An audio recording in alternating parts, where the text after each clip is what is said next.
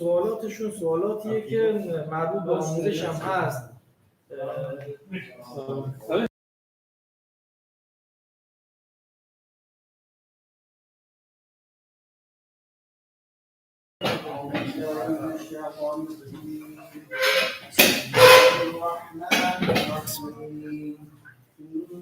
إنا أعطيناك الكوثر فصل لربك وانحر إن شانئك هو الأبتر صدق الله العلي العظيم.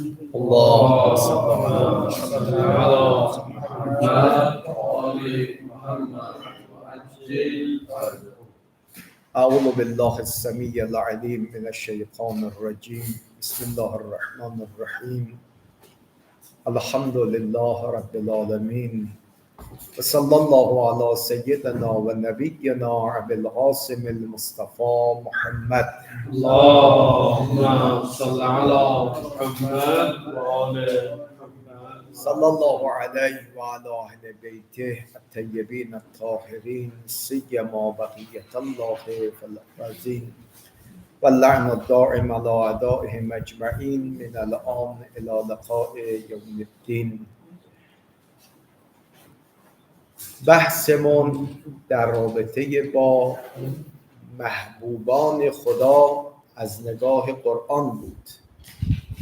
سوال مطرح شد که چه کنیم محبوب خدا بشویم.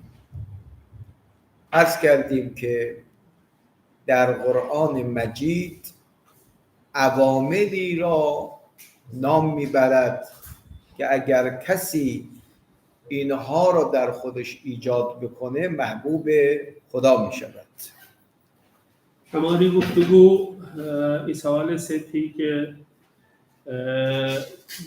कौन से ऐसे लोग हैं जिनसे खुदा करीम मोहब्बत करता है और जिन्हें पसंद करता है। इस हवाले से हमने जो है वो ये कुरानी गुफ्तगू है, तो हमने ये सवाल पूछा था कि हमें क्या करना चाहिए ताकि हम मौरद मोहब्बत खुदा हम करार पाए। तो इस हवाले से हमने कहा कुछ अवामिल है कुरान में जिनकी रियायत करने से हम लोग महबूब खुदा वाक़ हो सकते हैं। یکی از عواملی که باعث می شود انسان محبوب خدا بشه، عرض کردیم قرآن می فرماد توکل است. آیه رو خوندیم ان الله یحب المتوکلین. خدای متعال انسانهای توکل کننده را دوست دارد. इस हवाले से हमने पहली किस्म जो इसके बारे में थी वो अल्लाह ताला पे तवक्कुल करना। तो खुदा करीम आए मुबारक में फरमाते हैं कि इन्नल्लाह युहिब्बुल मुतवक्किलीन, जो लोग खुदा पे तवक्कुल करते हैं खुदा करीम उनसे मोहब्बत करते हैं। تعالی داشته باشیم. نکته دومی که عرض کردیم ارکان توکل بود که جلسات گذشته عرض کردیم. तवक्कुल के हवाले से हमने जो है वो दो बहस जो है इसमें हमारी गुफ्तगू में शामिल हुई थी। एक ये कि हकीकत तवक्कुल की हकीकत क्या है, तो हमने इसके बारे में जो है बात करी थी वो ये कि हम हरकत करें लेकिन हमें उसके साथ साथ जो है वो खुदावंद करीम आलम पे भी एतमाद करना होगा। दूसरी बात जो हमारी थी इस हवाले से वो अरकान तवक्कुल, जिसके बारे में हमने गुज़श्ते जलसों में बहस की। اما سوال مهمی که جلسه گذشته مطرح کردیم این بود که چرا ما باید در زندگی فقط به خدا توکل بکنیم و به غیر خدا توکل نکنیم و اعتماد نداشته باشیم. सवाल जो यहाँ पे मुहिम सवाल जो हमने मतरह किया जलसे गुज़श्ता में जिसके बारे में हमने गुफ्तगू की वो ये था कि क्यों हमें जो है वो खुदावंद करीम पर ही हमें तवक्कुल करना चाहिए, गैर खुदा पे हमें तवक्कुल हम न करें। اگر یاد دوستان باشه 3 علت رو جلسه گذشته بیان کردیم. 1 ما فقط باید به خدا توکل بکنیم، چون خدا تنها موجودی است که ابدی و همیشگی است، اما بقیه موجودات موقتی هستند. دو، باید به خدا توکل کنیم چون تنها موجودی که علم مطلق دارد فقط خداست، اما دیگران علم مطلق ندارند. سه، باید به خدا توکل بکنیم چون تنها موجودی که قدرت مطلق است الله تبارک و تعالی است. चीज जो हमने यहाँ पे बयान की थी वो ये कि खुदावंद करीम जो है वो कुदरत मुतलक रखता है, इस तरह की कुदरत और किसी बंदे के हाथ में नहीं. اما دلیل چهارم، خیلی امروز به این دلیل چهارم دقت کنیم. چرا ما باید فقط به خدا توکل کنیم؟ چون مهربانترین موجود عالم، دلسوزترین موجود عالم خدای تبارک و تعالی است. चौथी दलील इस बात की कि क्यों हमें जो है वो खुदा पे एतमाद करना चाहिए और खुदा पे तवक्कुल करना चाहिए, ये चौथी दलील जो है जिसकी तरफ आपको खास तवज्जो करनी चाहिए, ये कि खुदावंद करीम जो है वो मेहरबान है, यानी जितने भी दुनिया में लोग हैं उनसे मेहरबान तर है खुदावंद करीम, और जितने भी लोग इस दुनिया में उनसे दिलसूज तर है, हमदर्द तर. در قانون وکالت دنیوی هم شرط موفقیت یک وکیل آن است که دلسوز موکل باشد، اما اگر وکیل دلسوز موکل نباشد و فقط بخواد از موکل پول دریافت بکند، اون وکیل در کار وکالت موفق نمی شود. और अगर हम हमारे इस दुनिया में भी वकील वगैरह के बारे में भी हम जो बहस करते हैं और सोचते हैं, वो वकील कामयाब होता है जो अपने मुवक्किल की तय हमदर्दी रखता हो. जो भी वकील अपने मुवक्किल की तय हमदर्दी रखता हो, न सिर्फ पैसों के लिए ना, बल्कि उसके साथ हमदर्दी भी रखता हो, तो वो वकील कामयाब होता है. در وکالت دنیوی انتظار متقابله، یعنی وکیل در ازای پولی که از موکل دریافت میکند زحمت میکشد و موکلم به خاطر این که گره از کارش باز بشه پول به وکیل میدهد. اما در وکالت خدا این گونه نیست. در وکالت خدا فقط و فقط خدا دلسوز بنده خودش هست و در عوض هیچ انتظاری از بنده خودش برای وکالت ندارد. अगर आप मुलाहिजा करेंगे तो वकालत का सिलसिला जो दुनियावी सिलसिला है उसमें वकील भी, उसको भी अपनी फिक्र रहती है और मुवक्किल को भी अपनी फिक्र रहती है.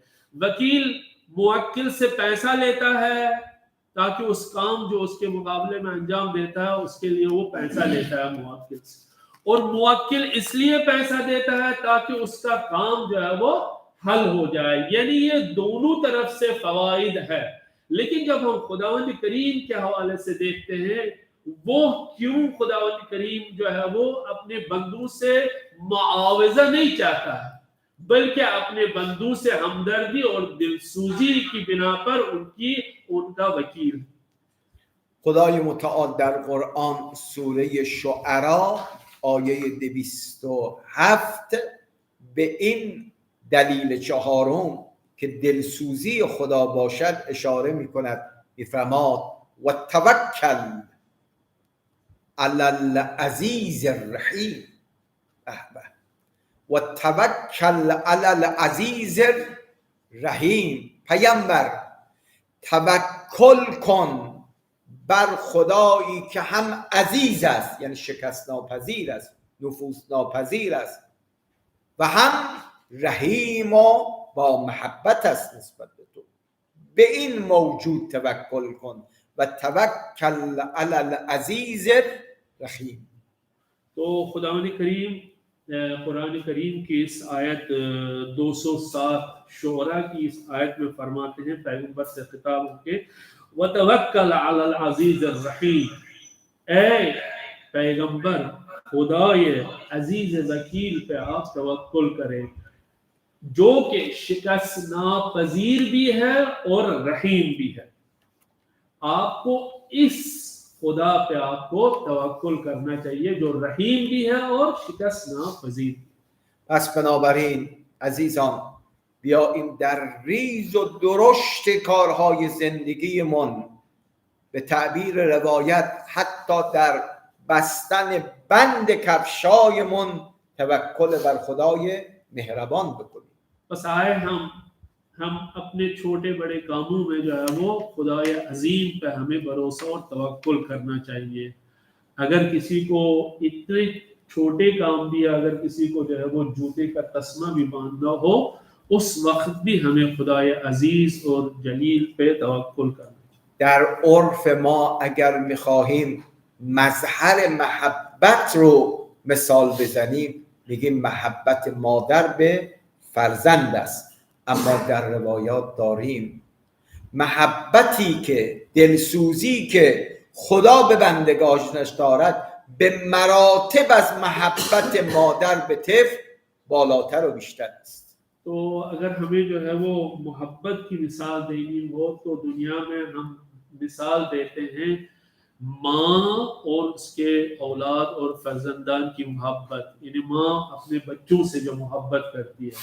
लेकिन अगर हम खुदावंद मुताल की तरफ देखें वो कितनी मोहब्बत करता है अपने बंदू से, वो कई गुना ज्यादा है उस माँ की मोहब्बत से।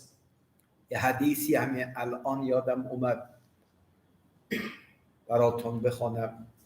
خدای متعال به موسی کلیم سلام الله علیه فرمود موسی فردا به کوی طور که میای برای مناجات در فلان نقطه کمین بکن، مخفی بشو، میخوام یک صحنه ای را بهت نشان بدهم. खुद एक हदीस जो अभी मेरे जहन में आई है कि खुदा ने करीम हज़रत मूसा जब वो उनसे मिलना चाहते थे कोई तूर पे, फरमाते हैं कि अगर आप कल आना चाहते हैं मुनाजात के लिए तो एक ऐसी जगह छुप जाए जहां मैं आपको एक चीज दिखाना चाहता हूँ। موسی طبق وعده به همون کمینگاه رفت، دید مادر پیری و جوانی دارن با هم بگو مگو میکنن سر یک مطلبی. این جوان به مادر میگوید تو پیر شدی چیزی نمیفهمی، مطلب همان است که من میفهمم. بعد عصبانی شد این جوان، سنگی برداشت به سر مادر زد و سر مادر شکست و خون جاری شد. جوان مادر رو رها کرد، به راه خود ادامه داد. तो यहाँ पे जब मूसा का वो मौइद मुकर्रर आ गया और वो कल आ गए तो जहाँ जिस जगह पे खुदावंद करीम ने कहा था उससे आप इंतजार करें, तो खुदावंद करीम ने क्या दिखाया उनको? एक माँ और बेटे का जो है वो कज़िया उन्हें दिखाया, जहाँ पर जो है वो इनके दरमियान कोई गुफ्तगू हो रही थी, किसी चीज पे आपस में उनकी गुफ्तगू हुई, वो गुफ्तगू तलख गुफ्तगू थी। तो उस पे जो अपने माँ के उस बेटे ने या बच्चे ने उनसे कहा है कि जो मैं समझता हूँ वही सच है, जो आप समझती है वो सही नहीं है। उसके बाद जो है वो गुस्सा हो जाता है और एक पत्थर जो है वो उठा के अपनी माँ के सर पे फेंक देता है और उसका सर लहूलुहान होता है और अपने उस रास्ते पे चला जाता है और माँ को अकेला छोड़ता है। این جوان قصد بالا رفتن از کوهی رو داشت. در بین پای این جوان سر خورده، میخواست صعود بکنه. یک وقت دیدن این مادری که سرش شکسته تا چشمش به جوان افتاد، دستشو به آسمان بلند کرد، گفت خدایا جوان من رو حفظ بکن و او را از خطرات محفوظ بدار. तो ये जब वहां से भाग रहा था तो एक पहाड़ पे चढ़ने की कोशिश कर रहा था ये जवान, लेकिन उनके पैर फिसल गए। लेकिन जब ये कजिया उसकी माँ ने जो है वो देखा तो माँ की ममता जो है वो उभर कर आ गई और उन्होंने अपने बच्चे के लिए दुआ किया, खुदाया इससे गिरने से रोक और इनको महफूज बना। جریان تمام شد. خدا وحی کرد موسی در این داستان چه دیدی؟ عرض کرد خدایا از جوان جز بی‌ادبی چیزی ندیدم، اما از مادر جز لطف و مهر و محبت چیزی دیگری مشاهده نکردم. तो पैगंबर अकरम सल्लल्लाहु अलैहि मजमईन यानी हज़रत मूसा से पैगंबर अल्लाह ताला ने ये सवाल किया, ए मूसा आपने इस कज़िये में जो है वो आपने क्या पाया? तो उन्होंने जवाब में कहा, मूसा ने मैंने ये देखा फर्जन जो है वो उसने बेअदबी की हदें पार कर दी, लेकिन माँ की ममता और मोहब्बत और लुत्फ को मैंने यहाँ पर एहसास किया। فرمود ای موسی آیا دانستی هدف من از نشان دادن این صحنه برای چه بوده است؟ तो मूसा से परवरदिगार आलम ने सवाल किया, ए मूसा आप समझ गए क्यों मैंने आपको ये वाक़या आपके नज़रों के सामने गुजारा और ये आपने ये वाक़या देखा? عرض کرد خدایا نه، بفرما هدف چه بوده است؟ तो خدای متعال فرمود ای موسی برو به بندگان من اعلام بکن لطف و محبت و مهربانی که من خدا به بندگانم دارم از لطف و محبتی که مادر به فرزند دارد به مراتب بیشتر است. परवरदिगार आलमीन ने जो है वो हज़रत मूसा से जब उन्होंने कहा आप ही बताइए इसका मकसद और मतलब क्या है, तो परवरदिगार आलम ने हज़रत मूसा से ये फरमाया कि ए मूसा जाओ मेरे बंदू से ये कह दो कि खुदावंद करीम जो है वो अपने बंदू से उस माँ से भी ज्यादा मोहब्बत करता है जो अपने बच्चे से वो मोहब्बत करता है। پس چرا باید به خدا توکل کنیم؟ قرآن می‌فرماید چون او نسبت به بندگان خودش دلسوز و مهربان است. तो चौथी दलील जो यहाँ पे हमने आज इसका जिक्र किया है वो ये है कि हमें क्यों चाहिए हम खुदावंद करीम पे तवक्कुल करें, तो हमने इसके हवाले से कह दिया क्योंकि वो हमसे ज्यादा मोहब्बत करता है और हमारे लिए जो है इसकी बहुत ही हमदर्दी है। پس من به خدایی توکل میکنم که همیشگی است. دو، به خدایی توکل میکنم که علم مطلق دارد. سه، به خدایی توکل میکنم که قدرت مطلق است. چهار، به خدایی توکل میکنم که دلسوز و مهربان است. बस ये चार दलीलें जो है वो खुलासतन हम इसके बारे में कहना चाहेंगे क्यों हम खुदावंद करीम से जो है वो हमें खुदावंद करीम पे तवक्कुल करना चाहिए। पहला ये कि वो अबदी है, खुदावंद करीम हमेशा है। दूसरी दलील जो थी इल्म मुतलक, हम सब के पास इल्म महदूद है, अगर हो तो खुदावंद करीम के पास इल्म मुतलक है। कुदरत मुतलका, हमारे पास कुदरत महदूद है लेकिन खुदावंद करीम के पास कुदरत जो है वो मुतलक है। और चौथी चीज जो हमने आज आपके सामने रखी क्योंकि परवरदिगार आलमीन बेइंतहा हमदर्दी और मोहब्बत करता है हम लोगों से। پنجمین دلیلی که قرآن مطرح میکند که ما باید فقط به خدا توکل بکنیم عدم خیانت وکیل به موکل است. یعنی اگر وکیل به موکلش از ابتدای کار وعده میدهد که من این کارها را برات انجام میدهم، باید وکیل خلف وعده نکند. این صفت یعنی عدم خلف وعده در بالاترین سطح برای خدای تبارک و تعالی است.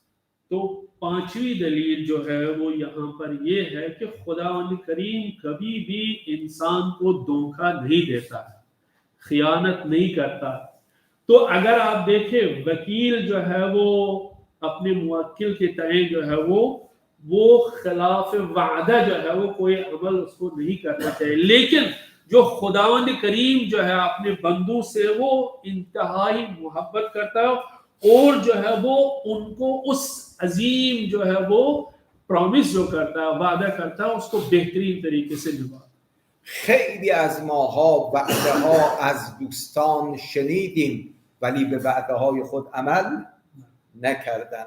اما تنها موجودی که در این عالم هستی به هر وعده‌ای که داده است مو به مو عمل کرده و خواهد کرد الله تبارک و تعالی است. हम अपनी जिंदगी में कभी कभी जो है वो दोस्तान के साथ प्रॉमिस वादा करते हैं और कभी वो हम लोग निभाते नहीं है, लेकिन खुदावंद करीम जो जितने भी वादे हम लोगों से उन्होंने अपने बंदों से किए हैं वो बेअहसन वजह उनको अंजाम देता है। به این آیه عنایت کنید.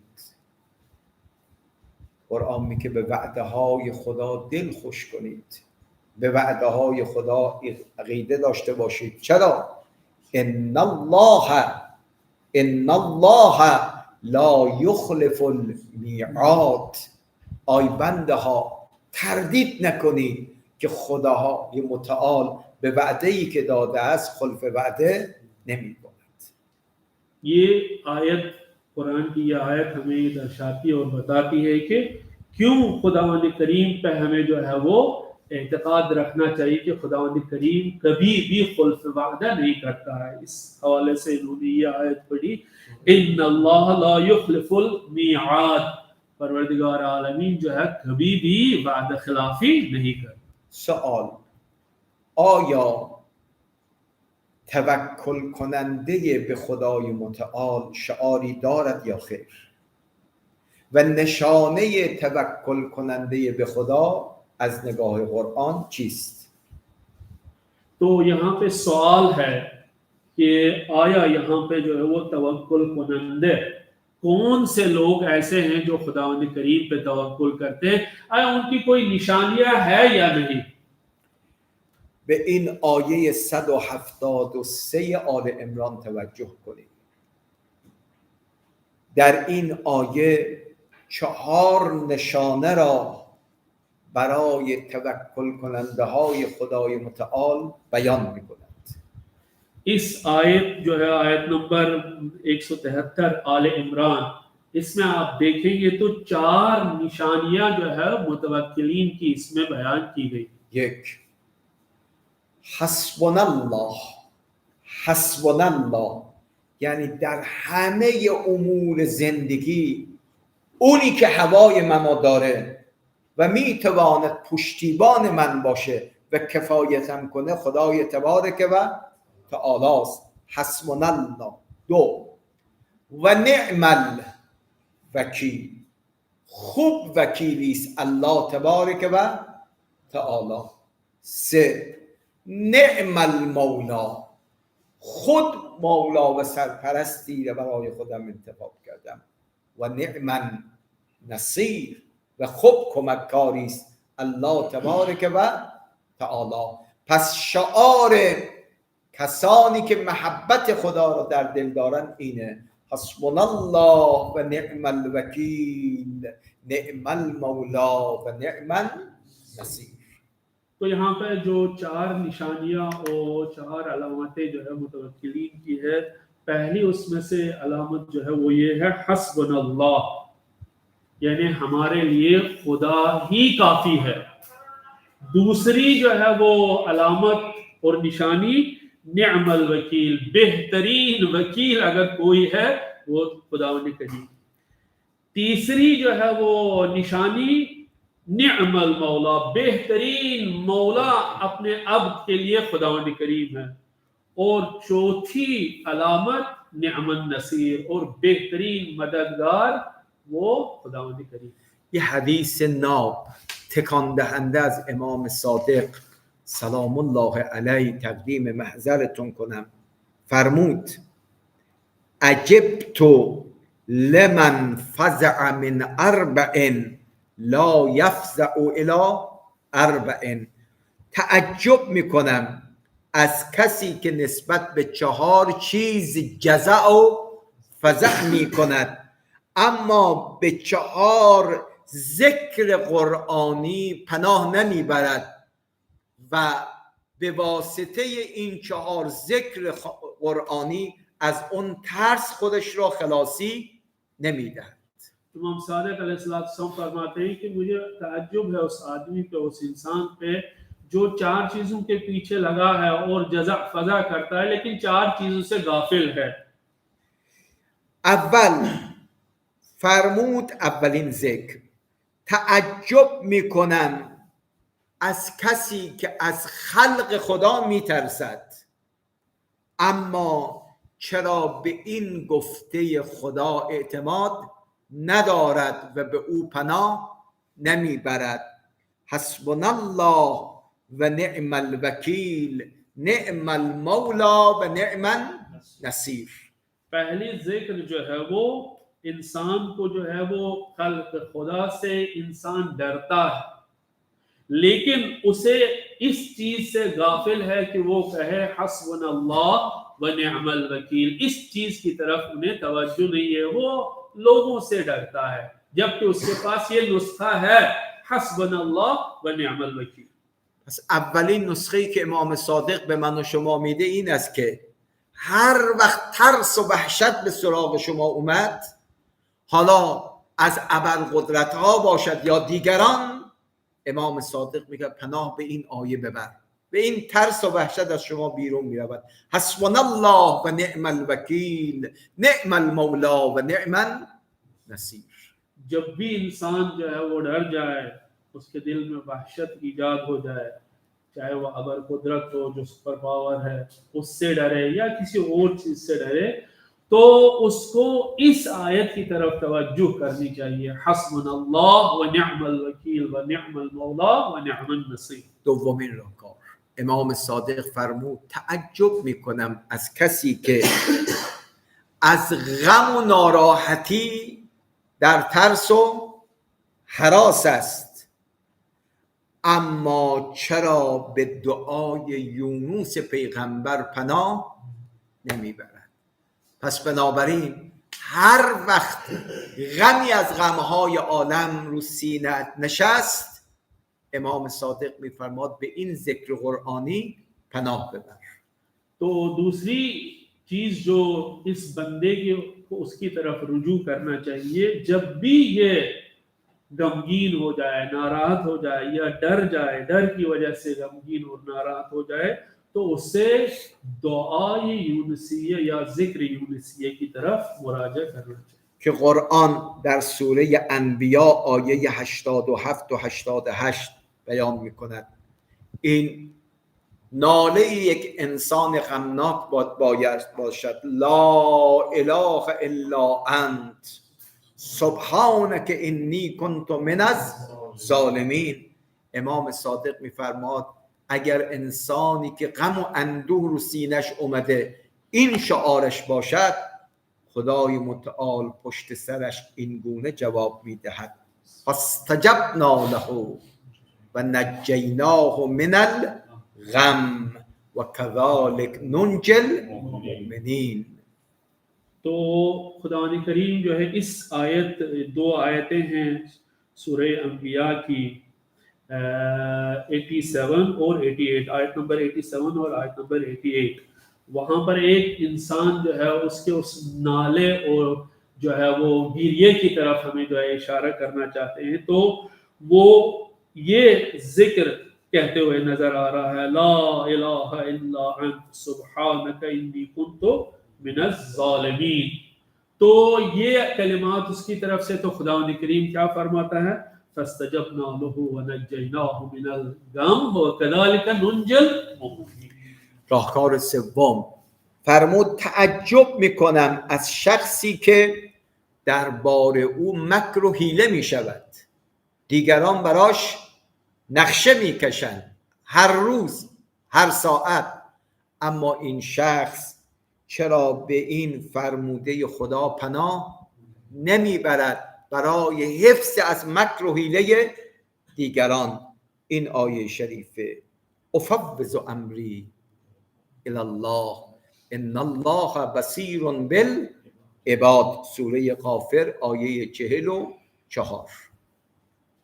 तो तीसरी किस्म जो है वो परवरदिगार आलमीन ये फरमाते हुए नजर आ रहे हैं, फरमाते हैं कि मुझे ताज्जुब है उस इंसान से जिसके खिलाफ कोई साजिश होती है, मकर हीला जो है वो मुख्तलिफ लोग उसके पीछे पड़े हैं, मुझे जो है वो ताज्जुब है उस इंसान से, वो क्यों नहीं ये आयत अपना जो है वो वजीफा बना देता है, वो उफव्विज़ अमरी इलल्लाह इन्नल्लाह बसीरुन बिल इबाद.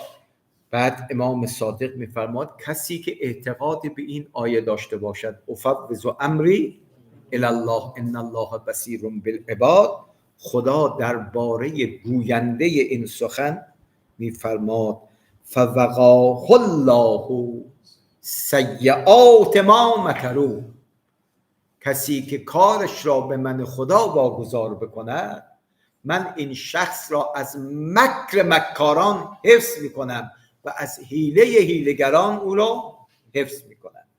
तो इस आयत के बारे में ये है कि जो भी इस आयत को अपना सरलोहे कलाम बनाए, तो मैं जितने भी जो है वो साजिशें, जितनी भी जो है वो गलत फिक्रें उसके बारे में है, उन सभी चीजों से उसको नजात दूं. از صبح که از خانه داریم بیرون این آیه رو بخونیم افوض امری الی الله ان الله بصیر بالعباد، در طول روز خدا تو را از حیله همه حیله‌گران حفظ خواهد کرد. तो हम जब भी सुबह अपने घर से निकले किसी काम पे तो हमें इस आयत को पढ़ना चाहिए, वो उफव्विज़ अमरी इलल्लाह इन्नल्लाह बसीरुन बिल इबाद. तो जितनी भी साजिशें उसके खिलाफ दिन में की जाएगी वो सारी साजिशें बेअसर साबित हो सकती. و آخرین راهنمایی امام صادق و راهکار امام صادق این است که میگه در برابر کسانی که فخر میکنن به مال دنیا و زینت دنیا، تو در مقابل فخر فروشی افراد دنیا طلب پناه به این آیه ببر، سوره کهف آیه 39 ما شاء الله لا قوة الا بالله، ما شاء الله لا قوة الا بالله. این آیه در رابطه با جریانی است که شخصی که فاقد نعمتهای دنیوی بود به شخصی که به خاطر اینکه مال فراوان داشت، فرزند فراوان داشت، این انسان تهیدست رو تحقیر میکرد و زخم زبان میزد. امام صادق میفرماد در برابر فخر فروشان شما بله این جمله را بگید ما شاء الله لا قوة الا بالله. ادامه آیه اینه، سوره کهف آیه 40 انترنه آی آدم دنیا پرست، اگر اینجور عقیده داری انا اقل منک مالا و ولدا، من نسبت به تو مال کمتر دارم، فرزند کمتر دارم و تو داری به من فخر میفروشی، فعسى ربی ان یؤتینی خیرا من جنتک، من امیدوارم که فردای قیامت خدا بهتر از اونی که تو داری به من مرحمت کند. तो इमाम जाफर सादिक अलैहिस्सलाम ने हमें ये कहा कि उस इंसान के मुकाबले में जो फख्र फरोशी करता हो, जो अपने बच्चों पे अपने माल पे जो है वो फख्र करता हो, दूसरों को अपने से जो है वो नीचे समझता हो, तो हमें खुदावंद करीम ने हमसे ये कहा है कि सूरह कहफ 39 आयत नंबर 39 में हमसे ये कहा कि ये आयत उसके मुकाबले में जो ऐसा काम करता है, फख्र फरोशी करता है, तो इस माशा अल्लाह ला कुव्वत इल्ला बिल्लाह इस आयत को आपको रिपीट करना चाहिए। ये इसका बैकग्राउंड और इसका जो है वो किस कजिए पे हमसे ये कहा गया, एक दास्तान है जहां पर एक जिसके पास बहुत सारी नेमतें थी, जिसके पास नेमतें नहीं थी उसको मस्खरा कर रहा था, तो यहाँ पर वो उसको मस्खरा करते हुए ये दास्तान आ गई। तो यहाँ पर अब सूरह कहफ आयत नंबर 40 में ये कहा गया कि वो दुआ करे, खुदावंद करीम से ये दुआ करे कि खुदावंद करीम मुझे जो है वो ये अपनी नेमतों से मुझे नवाजे, उसके उस नेमतों के मुकाबले में मुझे अपनी ही नेमतों से नवाज। آدرس حدیث کتاب شریف من لا یحضره الفقیه جلد 4 صفحه 392 و همچنین خصال شیخ صدوق جلد 1 صفحه 318. तो इसका एड्रेस जो है 2 किताबें हैं, एक मल्ला यहज़ुरुल फ़क़ीह जल्द नंबर 4 सफ़ा नंबर 392, खिसाल शेख सदूक जल्द नंबर 1 सफ़ा नंबर 18. خب با این دو عامل دیگری که امروز عرض کردیم قرآن مجید 5 دلیل ذکر می کند که ما در همه امور فقط و فقط باید به خدای تبارک و تعالی توکل کنیم. तो यहाँ पर आज जो हमने 2 दलीलें इसके हवाले से कि हमें क्यों खुदावंद करीम पे तवक्कुल करना चाहिए, इस तरीके से हमने 5 दलीलें आपके सामने रख दी. پس بنشینیم یه قدری با خود فکر کنیم آیا خدا منو دوست دارد یا ندارد. خدا هم در جواب میگوید ببین آیا در زندگی به من توکل دارید یا ندارید. به هر اندازه که ما به خدا توکل داشته باشیم به همون اندازه خدا ما رو دوست دارد. तो हमें चाहिए कि हम सोचे फिक्र करें एक अलग जगह पे कि आया खुदावंद करीम जो है वो हमें दोस्त रखता है या नहीं. तो हमें क्या करना चाहिए, हमें ये देखना चाहिए हमने कितना खुदावंद करीम पे तवक्कुल किया है. پس بیاییم تو همه زمینه‌های زندگی فقط و فقط دل به او بسپاریم و توکل بر او بکنیم و از او مدد بجوییم. तो हम आए, हम आहद करें कि हमें हर जिंदगी के हर मोड़ पे खुदावंद करीम पे ही तवक्कुल करना चाहिए और उन्हीं से हमें मदद लेनी चाहिए. شاید الان جواب این سوال را بگیریم چرا در سوره حمد که هر روز موظف شدیم 10 بار حداقل بگوییم ایاک نعبد و ایاک نستعین، خدایا ما فقط تو را بنده هستیم، خدایا ما فقط از تو مدد می جوییم. جوابش رو این 5 دلیل داده است. چون تنها کسی که مستحق بندگی است خداست، تنها کسی که مستحق این است که همه از او کمک بگیرن فقط و فقط خداست. तो हमें इस सूरह हम की ये आयतें जो है वो इय्याक नअबुदु व इय्याक नस्तईन, इसकी हकीकत हमें इन 5 चीजें जो इल्लतें हमने बयान की है उससे उजागर हो सकती है कि ये हम क्यों खुदावंद करीम को ही हम उसकी ही इबादत क्यों करें और हम सिर्फ खुदावंद करीम से ही क्यों मदद मांगे. इय्याक नअबुदु व इय्याक नस्तईन, जब ये 5 दलीलें हम मुलाहिजा करेंगे तो हमें इस हकीकत हमारे लिए कश्फ हो जाएगी कि नहीं, हमें खुदा की ही इबादत करनी चाहिए और उन्हीं से ही मदद मांगनी चाहिए. لذا به این دعای امام سجاد هم میرسیم که از خدا میخواد الهی حبلی کمال الانقطاع الیک، خدایا به من مرحمت بفرما که من از همه کس و همه چیز انقطاع پیدا بکنم و فقط به سوی تو رو بیاورم. الهی حبلی کمال الانقطاع الیک. तो हम इस इमाम सज्जाद अलैहिस्सलाम की दुआ की तरफ हमें रुजू करना चाहिए, जिसमें वो फरमाते हैं इलाही हबली कमाल अल-इंक़िता इलैक, परवरदिगारा मुझे दूसरों की उम्मीदों से मुझे अलग कर, सिर्फ मेरी उम्मीद आप ही पे होनी चाहिए और अपनी तरफ मुझे मुतवज्जह करा दो. در پایان یک دعا میکنم، هم شما حضار و هم عزیزانی که از طریق فضای مجازی صدای من رو دریافت میکنن، از عمق جانتون آمین خالصانه بگید. اللهم اجعلنا من المتوکلین علیک. خدایا همه ما را از توکل کنندگان به خودت قرار بده. ان شاء الله ادامه بحث رو به شرط حیات و سلامت و توفیق جلسه آینده ادامه خواهیم داد. و السلام علیکم رحمت الله و برکاته. इंशाअल्लाह इस दर्स के सिलसिले को हम इंशाअल्लाह आगे बढ़ा देंगे बशर्त सलामत और तौफीक हफ्ता आइंदा इंशाअल्लाह. अस्सलाम वालेकुम व रहमतुल्लाह. Allah